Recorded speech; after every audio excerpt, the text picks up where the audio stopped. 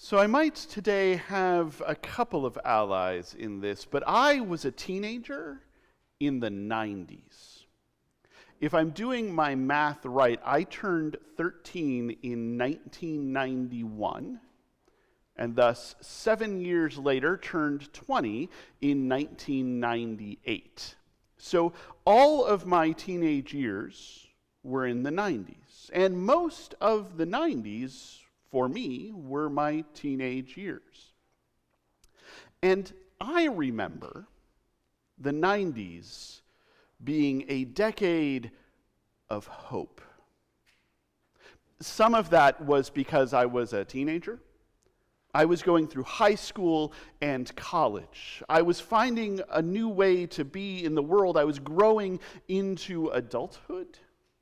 And since things like 9/11 and wars in Afghanistan and Iraq and recessions would wait until after I had graduated from college, it felt like the future was just wide open. Like anything was possible. Like everything would be okay. And some of that, too, was the world. I remember watching on TV as the Berlin Wall came down in the very late 80s. I remember watching countries that had been part of the Soviet Union or Soviet satellites start ambling vaguely and uncertainly in the direction of democracy. I remember Nelson Mandela being released from prison after spending 27 years there. I remember the first elections in South Africa that were not based entirely on race. I remember the end of apartheid and some of the messiness that came with that. I remember the Oslo Accords and all of the hope that those engendered for peace between Israel and Palestine.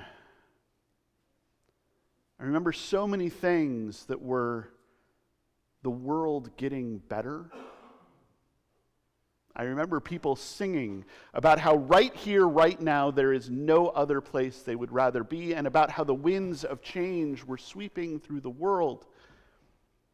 I remember that there was one political scientist who was so certain that things were going to be different from now on, that he wrote an entire book declaring the end of history. It was, at least in my memory, a time of hope, and a time when I was hopeful for what was to come. I will admit that I don't feel as hopeful anymore.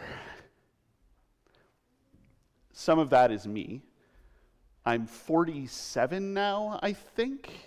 Late 40s at least, past the time when I actually keep track of how old I am. I've had a little more experience. I've been disappointed a few more times. I'm less sure that everything will be okay. Some of that is the world. I don't think I need to recite the litany of stuff going on that might make me a little less hopeful about the direction in which the world is heading. It is hard to feel hopeful at times like this. In the 90s, I felt hopeful because I was sure everything was going to work out. And today, I feel less hopeful because I am less sure that everything is going to work out and a little more sure that everything is just going to fall apart. And here I am, kind of stuck in the middle, wondering what will happen, waiting for the world to change.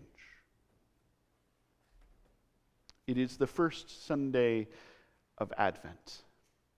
That wibbly-wobbly, timey-wimey season that starts off the liturgical year. That season where we look back in anticipation of the day when the God who is love will come into the world as one of us among a dispossessed people in an occupied land to parents who couldn't find a place to stay for the night. And when we look towards the future, when the God who is love, who came into the world as one of us, will come again, when Christ will appear gloriously, when God's reign of love will blossom all around us. Advent is a time of now and not yet, a time of past and future, a time when nothing is quite certain, when we don't know where or when we are. And our reading today is not a reading looking forward to Jesus being born. It is a reading looking forward to Christ coming again. It is Jesus telling his disciples, telling the people what it's going to be like. There will be two in a field, and one will be swept away and one will be left. There will be two at work, and one will be swept away and one will be left. It will be like a thief coming in the night, and you don't know when it's going to be, and you don't know what's going to happen. So stay awake, be aware, keep watch. This passage has sometimes been used to support an idea of a rapture, a day when a bunch of people will be taken up into heaven, a day when a bunch of people will be allowed to avoid tribulation and death, a day when others will be left behind to deal with everything. But if you read carefully, that's not what is happening here. Jesus makes clear it will be as in the days of Noah, when everybody's just getting along, doing their stuff, out and about, working and playing and having a life. And then there was a flood, and some people were washed away, and a few people were left behind to get on an ark to restore the world. Being swept away in this little story, this little bit of imagery, is not good. It is being taken over by the flood and washed out. Being left behind means possibility. But of course, the aftermath of a flood, which if you've ever experienced it, is a huge mess, and you have to rebuild from nothing. Jesus is saying, when God's reign of love comes, when it blossoms around us, there will be those who are there and those who have been swept away. And being there is better, even if being there means building something new.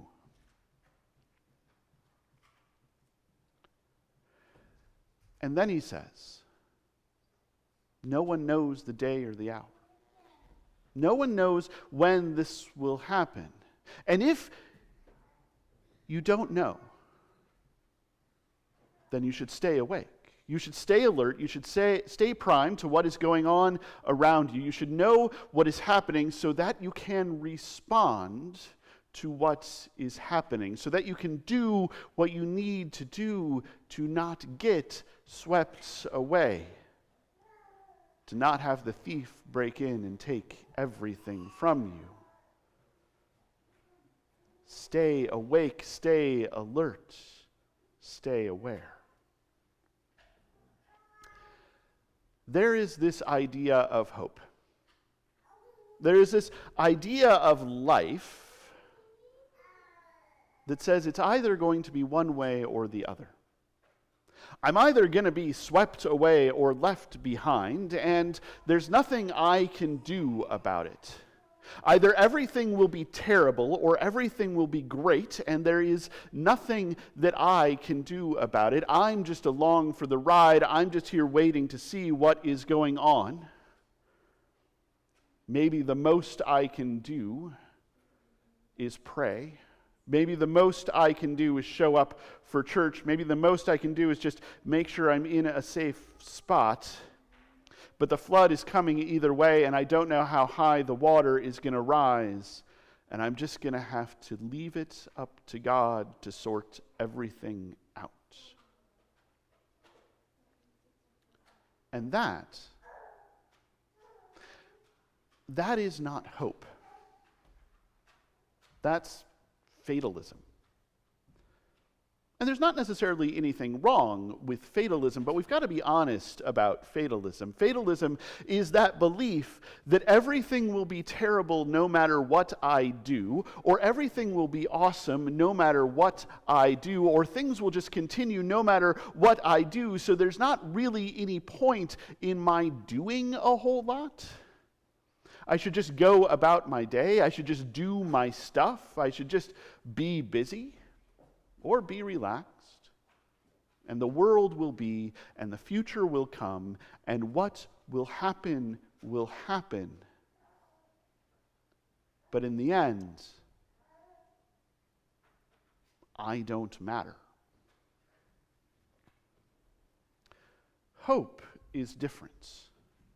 Hope is different. Hope is that little seed that says, what I do makes a difference. What I do actually has an effect on the world. And I might not be able to see the end of that. I might not be able to see the end of the path or the way up the mountain. But I can go forward a little bit. I can do something that matters a little bit. I can nurture God's reign of love around me a little bit. And as I walk the path, I will see the next part of the path. As I climb the mountain, I will see the next leg up the mountain. As I take that handhold, I will see the next one. And I can keep going. I can keep going. I can keep going. I can keep changing things. I can keep mattering. I can keep making a difference. I can keep nurturing God's reign of love all around me. And better yet, I can do that with others. We together can nurture God's reign of love all around us. We together can go on this path. We together can climb this mountain. We together can make a difference until a difference is made. Because we together are on the side of God. We together are working with God. We together are abiding in God, which means abiding in love, which means filling the world with a little bit more love every time, every day, every moment. And if we do that, we cannot guarantee that everything will be okay, certainly not right now, but we can hope that through our work and through our abiding in God and through God abiding in us and through the changes we are making in the world and through the nurturing of God's reign of love that we are doing, things will get better. Things will be better. Love will flood into the world a little bit more, and wouldn't it be nice to be swept away by love rather than water? And if we do nothing, then everything will be delayed. It'll just get worse. To believe that everything will just get worse no matter what we do, or to believe that everything will just get better no matter what we do, is to believe without hope. It is to believe in hopelessness. And hopelessness is not what God calls us to. We were not meant to be idle. We were not meant to be asleep. We were meant to be awake and alert and aware, doing the work that must be done in this world, doing the work that must be done to bring about God's reign of love, being God's hands, God's feet, God's mouth, being, dare I say it, the body of Christ, here and now, in this interregnum between the past and the future. That is the light that we light against the darkness of hopelessness. That is hope. So let us be hopeful. Let us be filled with hope, and let that hope motivate us to nurture God's reign of love in this room and on this property and in this neighborhood and in this town and in this county and in this state and in this country and in this world and everywhere that we can, believing that we are making a difference, believing that God is making a difference through us, believing that God will flood the world with love, and that all of us will be swept away by love into God's reign forever and ever.